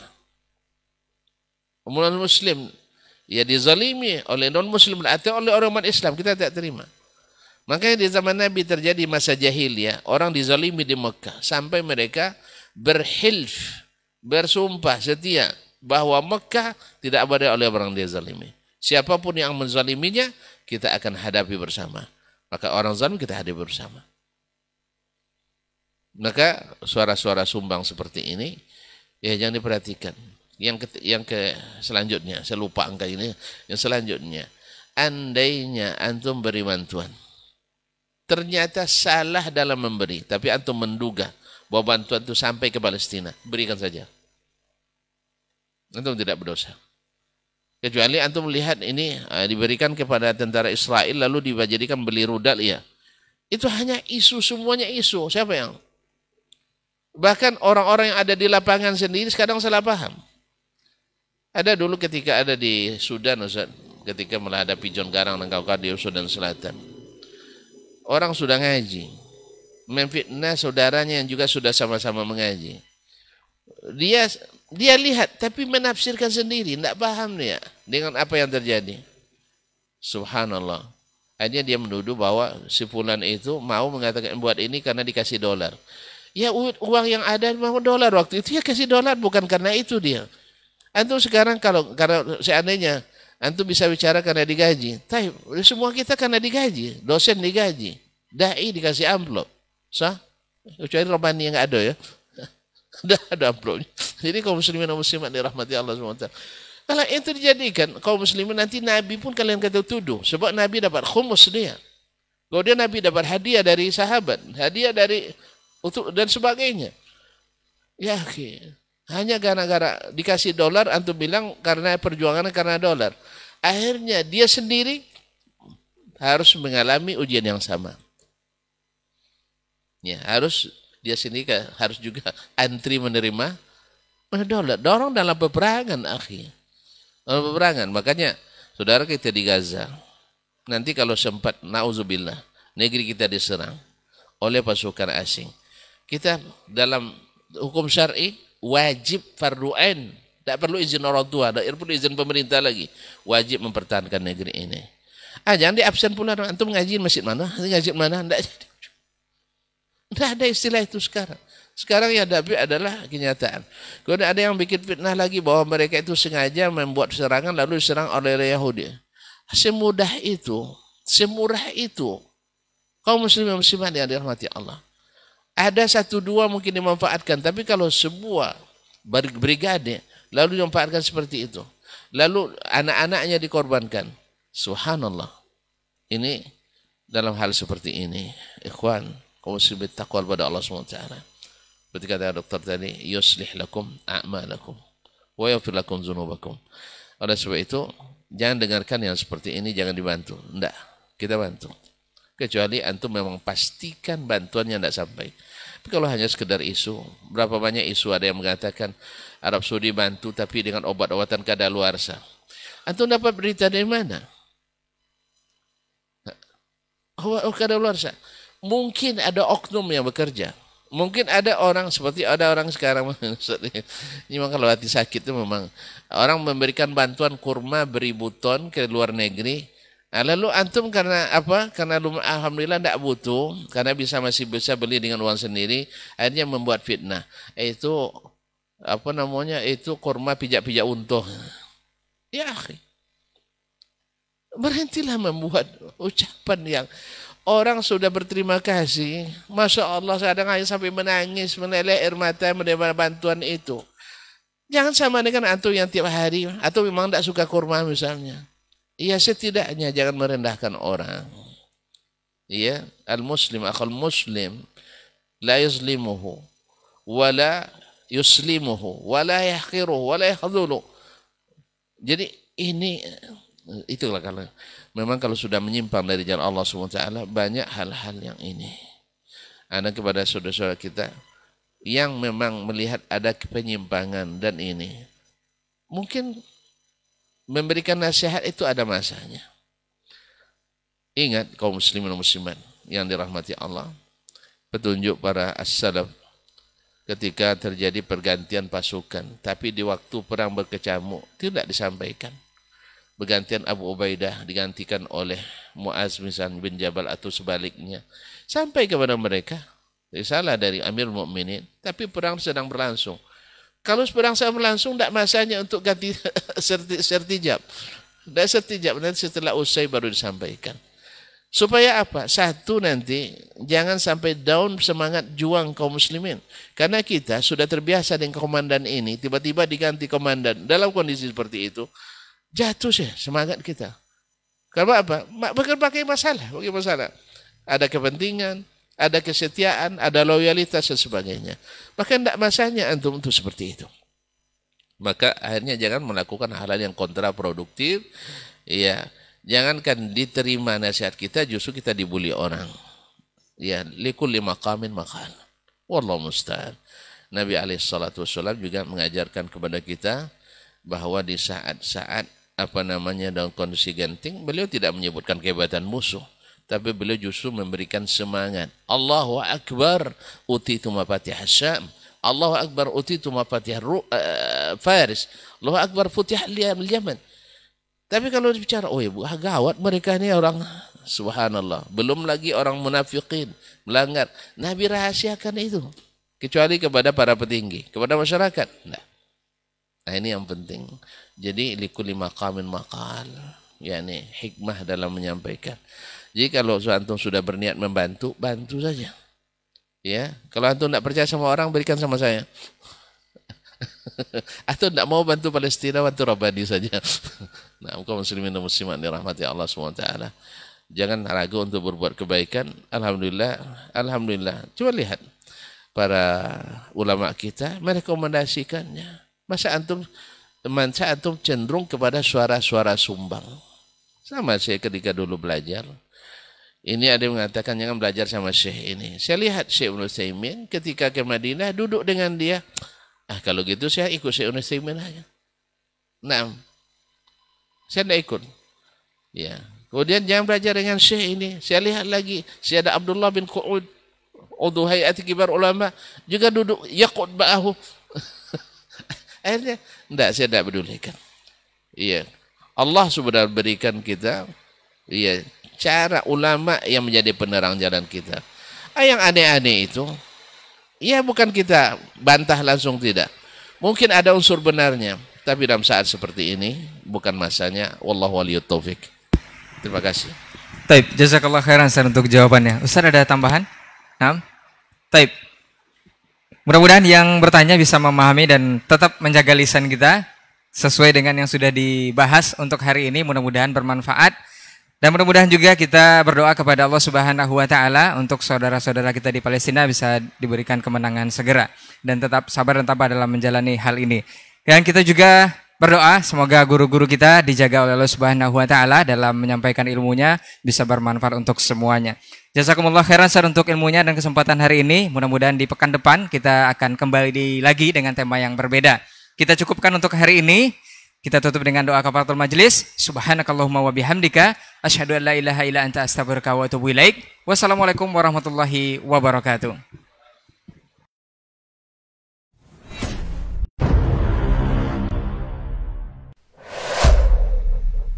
Dunia dan seisinya ini bagi Allah tak sama nilainya dengan sebelah sayap lalat.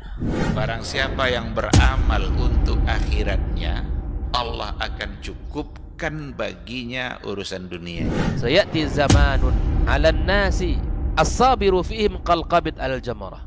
Akan ada satu masa di akhir zaman yang berpegang teguh dengan agamanya seperti orang yang sedang memegang bara